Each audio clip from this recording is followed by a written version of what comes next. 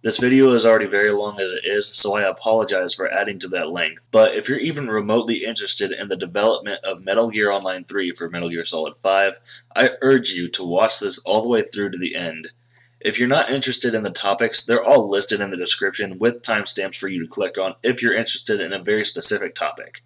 However, the very last time frame is something I would like for you to click on and watch and just listen to what I have to say. However, don't click on that last timestamp unless you don't want to watch this video all the way through. And from there, you decide what you do.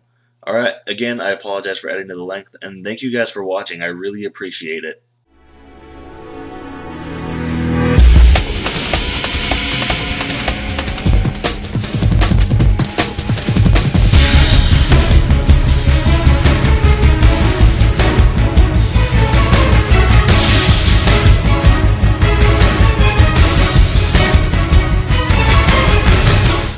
Oh, what's up you guys? This is GameReg101, and today I'm bringing you a very special video. I have a very deep love for the Metal Gear Solid franchise. It is one of the best series I've ever played. Metal Gear Solid 4 had Metal Gear Online 2. I unfortunately did not get to play MGO1, but I've heard nothing but good things about it.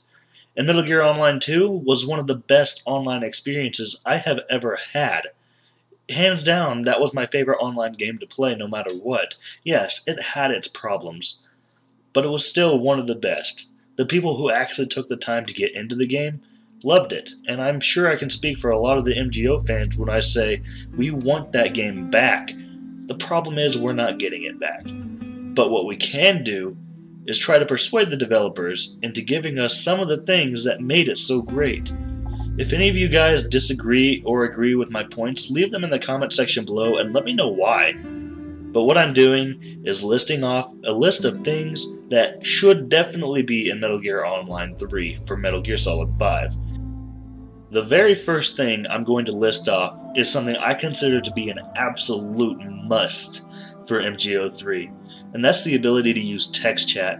I'm going to throw a screenshot up on the screen right now so you guys can see what it looked like in the case you haven't played Metal Gear Online 2. The ability to use text chat in a game like this was extremely unique and creative for the type of game that it was. Now, a lot of people don't have headsets or microphones compatible with their consoles. This is a problem because if you don't have one, well, you don't have the option to communicate with other players, and if you're playing a game that involves teamwork, then you're screwed. All you had to do to use the text chat was press the select button twice, and there you would be given the option to use team-only text chat or free text chat for the entire lobby to see. While I will admit that typing in each letter individually was both cumbersome and time-consuming, but it was definitely better than not being able to communicate at all. However, you did have the option to plug in a USB keyboard into your PlayStation 3, and from there you could start typing and you would talk immediately. You didn't even have to press select to go to the menu to start typing. You could just start typing right there and then, and you could even move around with the controller mid-sentence if you had to, which was a really big bonus for people trying to talk on the fly, which I rarely ever did, but it was an option. That's what I like about it. You were given the option to do so. Also, when somebody did use the text chat, it was really easy to see. The letters were bold and clear, and it also wasn't too cumbersome on the screen either. It was really well done. In fact, I might even say it was perfection at its finest in the text chat way. Now, it was a little annoying when people spammed, but it didn't cover your screen in any way. In fact, it only covered the bottom 20%, and even then, the backdrop of the text was transparent so you could see through it. It was really well done, and I think the game should follow up on that same path with the text chat because it was just really well done. I can't explain it any better than that. Also, one more little nod at the text chat is you could actually type in commands if you knew them to make your characters do gestures. Only one or two, depending on what it was, or you could make them sing, or you could make them say random codecs. And that was just creative. That was really creative. I can't put it any other way than that. That was just another thing I loved, though that's not required. Not really something I would consider a must. It would be a nice addition if they do continue text chat in the next Metal Gear Online. I definitely consider text chat to be an absolute must in Metal Gear Online 3. However unlikely the chances may be, if a developer of Kojima or Konami or anybody that is involved in Metal Gear Online 3, if you were to ever see this, I beg of you, put text chat in the game. This next topic is something that is more likely to be in the game, and that's character customization. Now, before I go further into the topic, I just want to put something up for the sake of argument. I do not want them to put preset character skins, except for, of course, special characters if that is included. However, character customization is absolutely a must as well. In Metal Gear Online 2, it was done so well. Yes, there were some things that could have been tweaked and made better, such as a little bit more options for the pants. Everything else, though, was absolutely great. You could change your headgear. There were some goofy things in there, too, which only added to it. You could change your chest piece. You could also change the shirt under the chest piece. You could take your shirt off. Yeah, anyway, but besides the point, we want character customization even deeper than that of Metal Gear Online 2. And I know that even may be asking a lot, but I know that every Metal Gear Online 2 fan will agree with me on this. I can almost certainly speak for all of them. Most people will want a deeper and more intelligent way of doing the character customization. I'm talking about the kind of customization that separates your character's uniqueness apart from everybody else. The kind that you can make your character yours and yours alone. There was a lot of similarities in MGO2 because there was a lot of outfits that were popular. Now that is not something I have a problem with, but I want the option to make your character more unique, to be able to stand out from the crowd. That is something MGO2 definitely did have, though it could have been expanded upon if the game was more popular, which unfortunately it wasn't. It was not a very popular online game. Not a lot of people could get into it. I know that because near the end of the game's life cycle, there was only a couple hundred people playing it. It was actually really bad and really disappointing. It made me sad, honestly. But, that being said, character customization should definitely return in a much deeper and much more intelligent way, and I hope to see that in Metal Gear Online 3. Another thing that made Metal Gear Online so unique, and is also something that separated it from a lot of modern shooters, and that's the fact that you didn't have any custom loadouts that you would set up before you entered the game. You would set up your character's weapons as the game was starting, and there was a thing in the game called the Driven Point system. Now, of course, it doesn't have to be called the exact same thing, but I would like it to function the same way. Basically, there was an option in the game settings before you created the game where you could enable something called Driven Points, and what this essentially was in-game currency where you could buy more weapons, more attachments for your weapons, better weapons, so on and so forth. The better you did in the game, the more Driven Points you got. And also it gave you, there was a couple weapons that you could get with 0 Driven Points, though they were generally weaker. A lot of people were able to make use of them and stack up their points to ridiculous amounts of levels and get a lot of the best gear, and that gave you an edge over the competition. I would absolutely prefer this over any kind of loadout system that goes in like Call of Duty or Battlefield or anything like that, because this made it so much more unique, and you actually had to strategize how you were going to manage your points before you started if you wanted that particular edge over the rest of the competition. Now, another thing about this Driven Point system is it was also an option. That is just the thing, it was an option. You didn't have to play with the point system. You could actually turn it off completely, and you had a set default amount of weapons. There was a lot less weapons without the Driven Point system.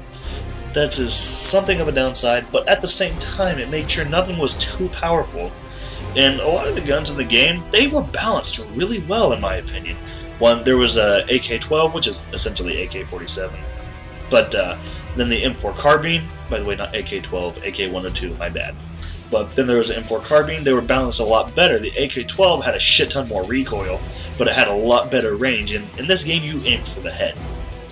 And the M4 carbine was a lot quicker, but had less range and less power over range, meaning you had to sometimes take multiple shots at the head just to get the kill. The AK-12 had better range, but required a bit more skill. M4 carbine required skill as well over the distance if you wanted to get the headshot kill, which was also the fastest way to kill. That's also something I will get into later, though.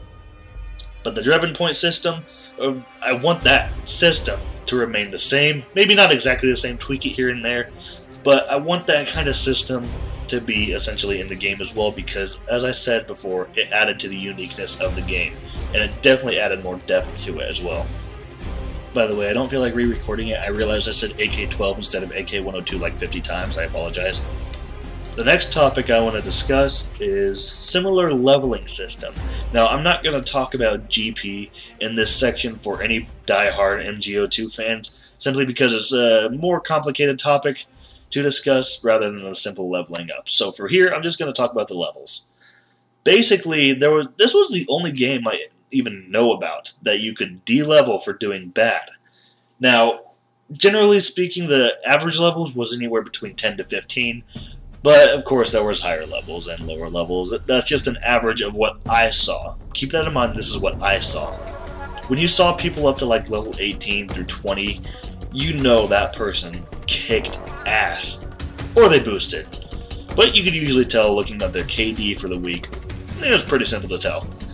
Anyway, that is something I absolutely liked, is the leveling system actually punished you for doing bad.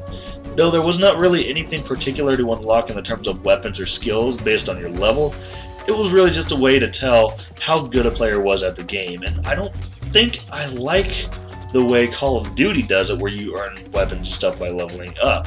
Granted, it works for the kind of game that it is, but for Metal Gear Online, that would not fit at all, especially since you could de-level. I want that system, the de-leveling system, to stay in the game so you can see how good a person really is. For example, in Call of Duty, oh, I'm 10th Prestige. That just means you've played a long time. That really doesn't mean anything. As a matter of fact, it might as well be obsolete. Because being Prestige in Call of Duty just means you played a certain amount of time. It doesn't really mean you're good at the game. Metal Gear Online, when you saw somebody 18, 19, you knew they were going to kick your ass most likely, unless of course you were one of those people, and in which case you probably had a very heated battle. But I like the system. I really want that to stay in the game. It helped separate it from modern shooters as well, and I would like to see it return maybe a little more organized, but I would love to see that return as well. I know this video is pretty long, and if you guys are still with me, God bless you. Anyway, the next topic I want to discuss is multiple characters, unique names. This is something that was really well done in MGO2 to say the least. You basically made another account in the game called the Konami ID. This was your account for the game. Your PlayStation Network account was really all you used to connect to the internet at this point. Basically, you use your Konami ID, and then you made an account name and password, and you would sign in with that, and that was what saved your characters. You didn't save your characters on the memory of your system's hard drive, which was, in my opinion, a better way to do it, because then, let's say you took your game to a friend's house and put the disc in, all you had to do was sign in with your Konami ID, and then you could play from there on your characters, which was a benefit in my opinion. Anyway, your character names were separate from your PSN, which, if you didn't want people knowing your PSN for God knows what reason, then you didn't have to give it to them. It was easy, it was simple, and I loved it. It was a very good way to maintain privacy if that was what you wanted. So yeah, hopefully they bring back multiple characters with their own unique names. The next topic is what kept this game alive for a lot of people, and I'm going to reiterate, if a Konami or Kojima member developing MGO3 were to ever see this, I beg of you, and I mean I beg of you for the sake of all the MGO fans out there, put custom lobbies back in the game the way that they were. A lot of people think custom lobbies as private matches or friends-only matches. That was exactly the opposite in MGO2. As a matter of fact, custom lobbies were the public lobbies. People would create their own games and host them. You would choose a server, and then a list of all the games that are being hosted are listed there. You would scroll down the list, choose what you want to find, and you would go from there. You could title the server that you're hosting any name like TDM, TSNE. You generally couldn't put curse words, which is fine by me, but you could put pretty much any name you wanted to let people know what kind of game type you're hosting. And you could also put extra stuff in the description of the lobby as well, so people could, most people didn't read it, but the people who did could see what exactly was in the description, and they could tell you, like, if there's multiple game types, they would put that stuff in the description, or what it is they're doing in the lobby in the description. You could also password lock the lobbies for only your friends if that's what you wanted to do. But this is also where some of the problems occurred for boosting, because you can lock the lobby, but you can make it ranked, meaning you can just let your friends in, and you can boost from there, which was quite frankly annoying. Boosting was always annoying, but that's just something you can do. That was an easy fix had they taken the time to do so. Simply make it so that you can't lock ranked games. That was the only problem I had with it. That being said, that did help you get your skills up, such as runner or box runner. I'm not going to get into the skills just yet, but that was a good way to help get your skills up without having to like boost your levels. I loved it like that, but at the same time it did add problems to the game as far as boosting goes. But the thing about boosting in this game is it didn't really get you any benefits, so it wasn't too big of an issue. But as I said, custom lobbies, you have to put them back in the game as they were, or otherwise it just won't be the same. Now, I'm sure they don't want it to be exactly the same, but you gotta at least give the fans that much courtesy to give us the same kind of feel that we had for the game. This is one of the reasons we loved it. Don't make us hate it. Now, another topic I want to discuss to kind of tie into the same topic, this is going to be very short, non-ranked lobbies and ranked lobbies in the options menu when you're creating your game. I want there to be the ability to make your game non-ranked, meaning none of your skills level up, none of your levels are affected, you could just play for fun if that's what you want to do, but you can also host ranked lobbies where it would level you up or level you down or level your skills up as you use them. That's something I loved about the game, and I would love that to stay in the game because I had a very good use for it, but I'm not going to talk about that here. The next topic I want to talk about is skills.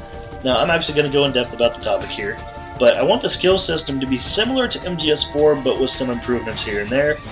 But basically, I want the same system. Now, if you don't know what the system was, you had a long list of skills that you could choose from, a lot of different things, varying from being able to see equipment through walls, placing equipment faster, using your guns better, less recoil, reloading faster, so on and so forth, hand-to-hand combat, and the list goes on.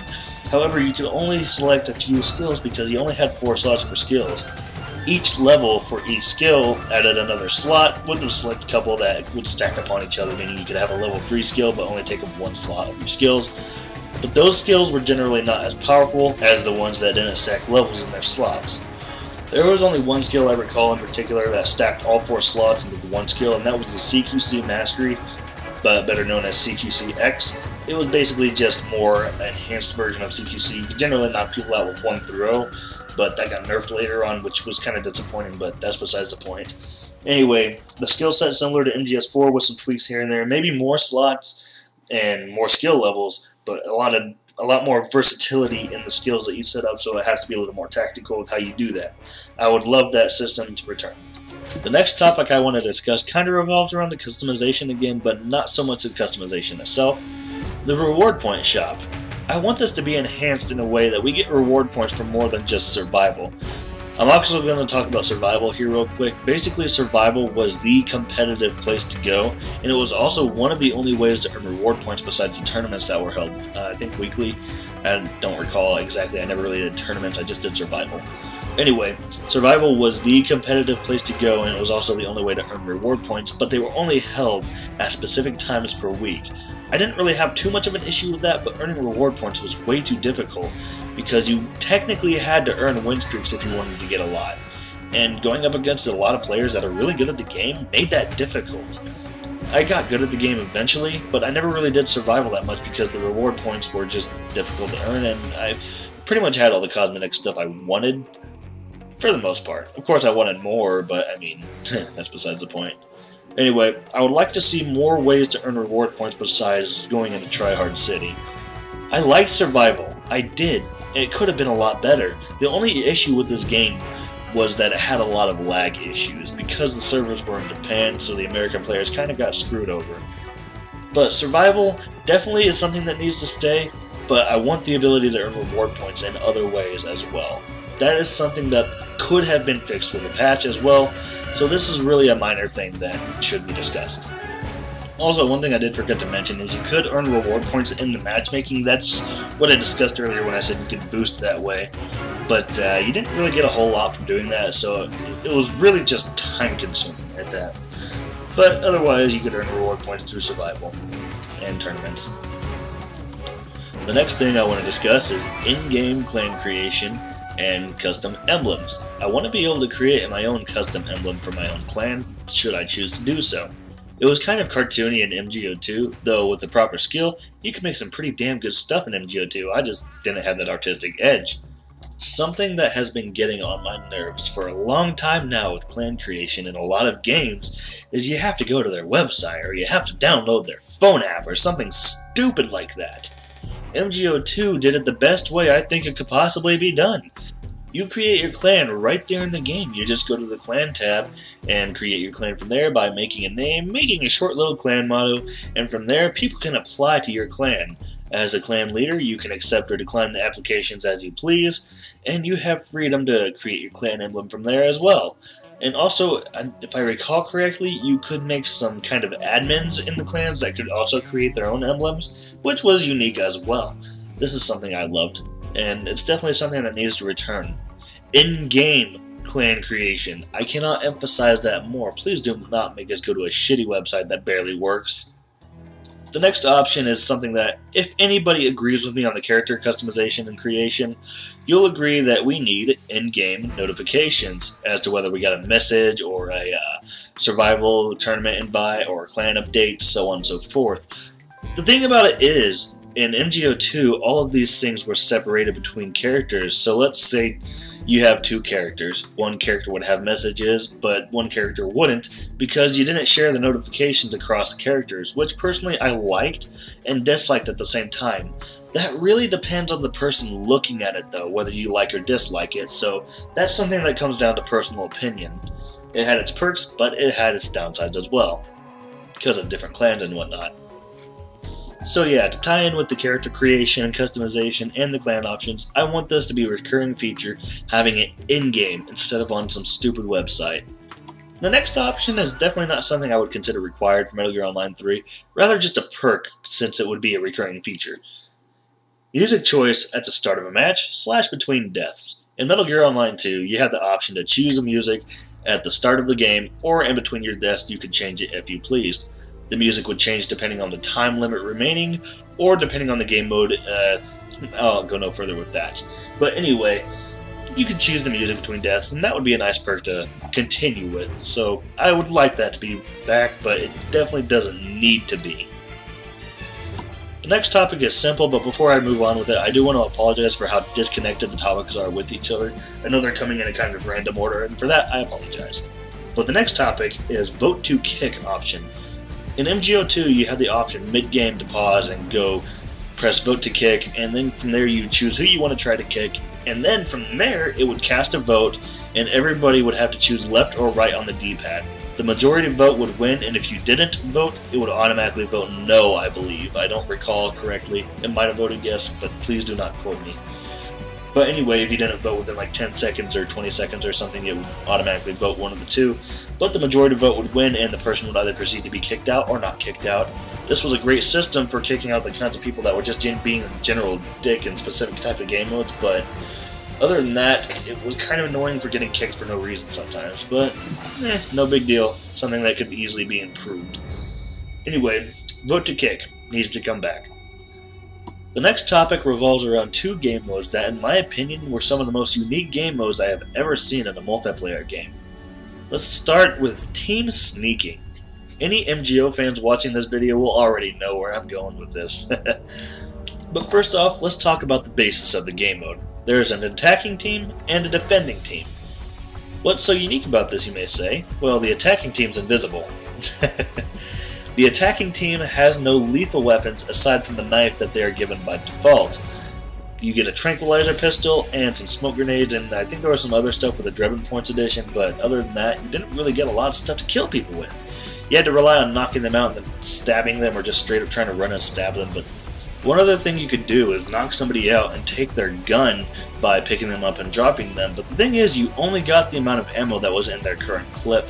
You would not get all the ammo that they held, which I think added a lot of diversity to that. Here's the thing about being invisible, it's not as useful as it may sound. Your guns still show up and the knife never leaves your hand. You can't you can unequip the knife itself, but the knife visibly never leaves your hand, and I think that was intentional for this game mode. You can lay down flat and that'll make your knife disappear, but otherwise, nope. Being invisible sounds overpowered, but if you get hit by anything, a stray bullet, a grenade, your entire team will be revealed, and that's how people die in this game mode. Not being sneaky, trying to rush the objective. Basically, if you got hit with a grenade, you got hit by a stray bullet, you compromised your entire team right there and then. If somebody was hiding in the middle of the area in a shadow so that their shadow couldn't be seen, well, they're fucked. I mean, that's all there is to it. This was a really unique and fun game mode, and depending on the settings, you would switch sides between rounds, which I think was the better option, but some people didn't like that. Anyway, basically the attacking team had to grab 1 or 2 objectives depending on the players, if I'm recalling correctly. And I don't think they had to return both objectives if there was 2, but they definitely had to return 1 to their base, so they had to go to the enemy's side, grab the objective, and return it to the base. It was essentially a capture the flag basis, but it was a 1 life, 1 point system. And you had 1 life to get the objective and return it, or you had to wait till the next round. So that made it really unique and really fun, and if you didn't play stealthy, well, you were not going to win. There was some cases where people could rush the objective, but, I mean, that's just a matter of people on the other team being stupid. Anyway, the next game mode I want to talk about is Sneaking Mission. This game mode was particularly unique because of the reason that 1 player is randomly selected to play the role of Snake. In Metal Gear Online 1 and Metal Gear Online 2, they both had the game mode Sneaking Mission, but I suppose they had different objectives, or so I've been told. I can't clarify that, so I apologize, because I didn't get to play MGO1. But I've been told that they had different objectives, and MGO1 was the better version of this game mode, but MGO2 was not bad by any means. Basically, you would play the role of Snake, and you had to collect 3 dog tags by knocking somebody out and searching their body, and then they would drop the dog tag. If you killed the person, you couldn't get the dog tag, which made it challenging to say the least. But you would get 3 dog tags and you would win. If you got a flawless victory as Snake, you got to play again as Snake for the next round. However, if you didn't get a flawless victory, the next round would be determined by the winning team. Somebody on the winning team would get randomly selected to play the role of Snake. Even more interesting, if the player count was raised even higher, 1 person would get to play the role of the Metal Gear Mark II. I would recommend you look it up into Metal Gear Solid 4 if you don't know what that is, but the Metal Gear Mark II was essentially a little remote control robot thing that could go around and turn invisible and take people's dog tags. It was essentially a way to balance out the nature of the game when there's too many people for Snake to handle, which I think was great. It made it more interesting as well too, plus the codec conversations were pretty funny. I want to see Sneaking Mission come back, but I would rather see it play a more objective base where you would have to get from point A to point B without being detected. Maybe a little more difficult than that, like having to do some side objectives along the way, but I would rather see that over grab these items and you win type of thing. I personally think that could be a really interesting experience if done the right way. But in any case, let's move on to the next topic. Anyway, the next thing I want to talk about is going to be very short and sweet. Special characters. Special characters in MGO2 were unique in the fact that you could not interchange the skills they were given. Some cases they had unique skills, and by most cases they had skills that went way past that 4 slot limit, which was pretty good in my opinion. Some of them had their own unique weapons, even some with their own unique animations, unique codecs. That's something I loved about the game. You could choose which unique character is on which team, so it was red or blue team. One you could have Raiden, you could have Vamp on the other team. It was really fun to do. Or you could even randomize it completely and put both teams as random characters. I don't think you could randomize a single team, which was kind of disappointing, but it was better than nothing nonetheless. Anyway, long story short, I want special characters to return in the next game. For this topic, I want to kind of rehash on survival and tournament. I'm not really going to discuss what they were, because I'm pretty sure I made that clear already.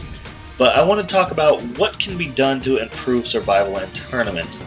I do want them to keep the system in place where survival and tournament were only held during the weekend, or whatever it was. It was like 3 days per the week or something like that. I don't recall exactly what it was. I would like to see that stay in place because that gave you a bit more incentive to play during the weekends and stuff like that.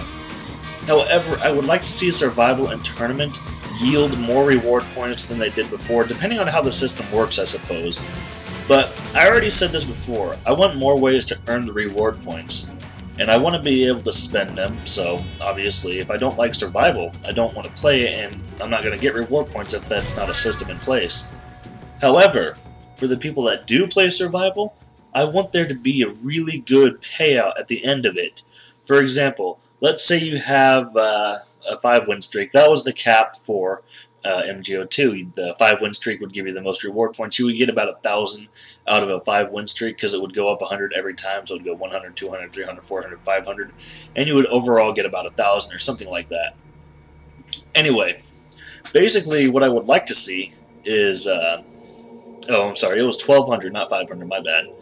But anyway, I would like to see you get a payout for doing multiple win streaks. I would like to keep the cap on there to win streaks being like 5, maybe a little bit more, maybe a little less, like 3, 5, something like that.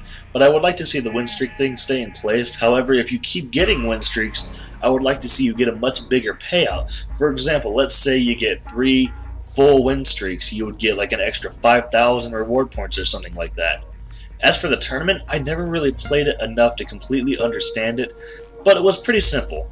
It was a bracket kind of tournament where you would see the teams on the leaderboards or whatever, and eventually they would go down the bracket as they win and lose, and eventually 2 teams would meet in the middle and fight.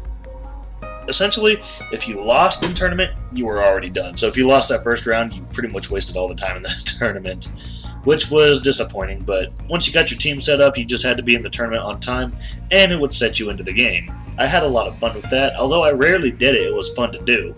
However, it could have been more improved. Maybe give you like a rematch or something like that. Granted, a tournament system shouldn't really give you rematches, though I think what it should do, instead of just kicking you out of the tournament completely, is maybe put you into another bracket for the people who lose and you fight the losing teams, and then that gives you a chance to earn reward points again. So something of a rematch, but with other losing teams. That would give a little bit more diversity to the game itself, and honestly, I think that would help people have more incentive to play tournament, because tournament wasn't played very often compared to survival. Survival was the big deal there. Tournament was really just kind of extra, but I would like to see a tournament return with a feature such as a losing team fighting another losing team, and that's your second chance. If you lose again, then maybe you get kicked out of the tournament. I don't know. This is just me speculating on what could be better, but let me know what you guys think in the comments below. Anyway, from here on out, it's going to be a bit more speculation. If you're not interested in speculation, there will be an annotation on screen, and it will be in the description as well. Please skip forward to that time, because there is something I say at the very end that I really want everybody who watches this video to hear. But I'm going to be speculating on what is possible for Metal Gear Solid 5 because of the reason they are going open world. So I want to talk about MGO3 as if it goes in with the open world aspect instead of the lobby system with the maps.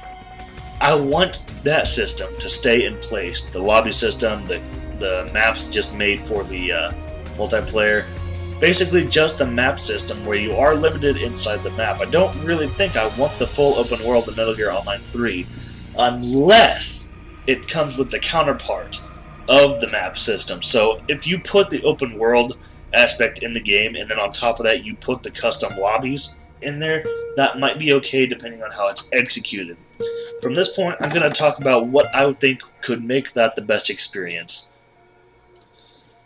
The first thing I want to go into about this open world thing, now let's go into this conversation with the assumption that you are able to do free roam or just go into a random part of the map in the open world with maybe a game mode or something, I don't know, but let's just assume this is going into a free mode style of thing, you and a decent amount of other players. The first thing I want to talk about is open world text chat system. Now at first I was thinking, how would this possibly work without it being too screen clustering? And the thing is about Metal Gear Online 2, the text was very bold and big. That was good because the player limit wasn't super high, meaning there wasn't too much spam going on at once. If the open world thing, let's just say an assumption you could have 20 to 24 people in the open world lobby. That could become kind of spammy, so I was thinking maybe if each separate part of the world had separated placement. So let's just say Afghanistan has 3 separations of what the text chat area is. So the bottom area of the map would be text chat for people in that area, the middle would be text chat for people in that area, and the top place would be text chat for people in that area, so on and so forth. I think that would be the best way to do text chat system, or just do something similar to Red Dead Redemption's posse system, where you would only talk to people in your posse, or not only talk to your people in your posse, but you could talk to people in your posse no matter where they were in the world, is what I meant to say.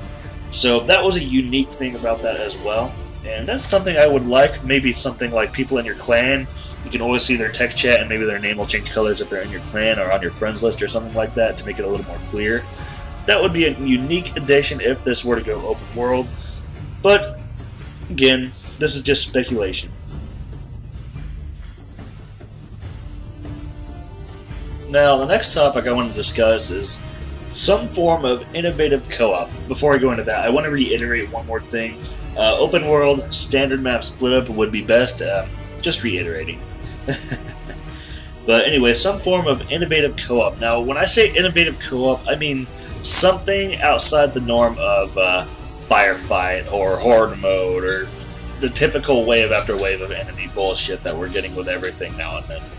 It's getting repetitive and it's getting annoying. I want to see an actual co-op kind of experience where you go on missions with your allies and it's not just a straight shoot 'em up fest. I want it to have similarities to Metal Gear Solid 5's gameplay, and from what I can tell, it's going to be about recon and planning your moves before you go in. I want you to have more freedom than you've been given in past games.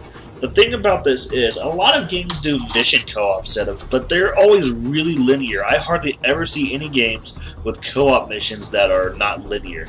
If Kojima and Konami could pull this off with this, that would be a really amazing feature to put you into the open world in the same kind of setup where you would be given almost nothing and you had to recon your Hawaii into the mission area, get out with the objective, whatever it may be, and then proceed from there. Maybe even go to your own mother base that's linked to your online character only. That would be really, really cool in my opinion. But again, co-op is a nice feature if done right. I just don't want to see another generic, overused horde mode or anything like that. Please stop giving us those. They are getting seriously outdated at this point. Even if being outdated isn't the problem, they're just getting boring. I want something new, and I want something innovative. It would be nice to see something like that for Metal Gear Solid 5. Well, if you guys have watched it all the way up to this point, I can't thank you enough for sticking around. There is one more thing I want to talk about before I end this video off. If you guys liked the video, if you guys agreed with everything I said, a lot of this stuff should be included in Metal Gear Online 3, excluding the open world stuff because that is just speculation. But everything that involved MGO2 and what could have been rehashed, if you guys agree with that stuff, I'm asking you to like and share the video. Not for me getting views, not for me getting shares, not for me getting likes, but I want this video to get out there so people can see it and hopefully pass on the information. The more it gets seen, the more it gets viewed, the bigger the chance comes of anybody developing Metal Gear Online 3 sees it. I don't think it's going to happen. I really don't. But the more people that see this video, the bigger that chance gets, and even more possibilities will open up. Now, if anybody disagrees with me on anything I said prior to this, then please comment down below and let me know why you disagree and give me a counter argument as to why something shouldn't be included in the game. Otherwise, please share this video around, you guys. I want it to get viewed as much as possible. Again, not for my sake, as much as it may sound, that's not what I want this video to be for. I'm making this video because I love Metal Gear Solid and I want to see it be the best game it can possibly be. The only real problem about this video is that we don't know anything about Metal Gear Online 3 yet. That's the only real issue I'm seeing here, is that some of the features in this video may very well be completely obsolete simply because of the way the game is set up, because we don't know how it's set up yet. Right now, I'm really just assuming it's set up in the same kind of multiplayer fashion that MGO2 was set up as. So if something can't be included, then don't try to force that. But otherwise, anything that can be included, I would beg of you to put it in the game. Though I doubt any members developing Metal Gear Online 3 will ever see this, you can consider this last part an open message to you. We want Metal Gear Online 3 to be the best that you can possibly make it. As pressuring as that may sound, I don't want that to be the case. I would rather see you perfect the game than rush it out like most other companies do now. I would rather see you take the extra time should you need it to develop the game properly.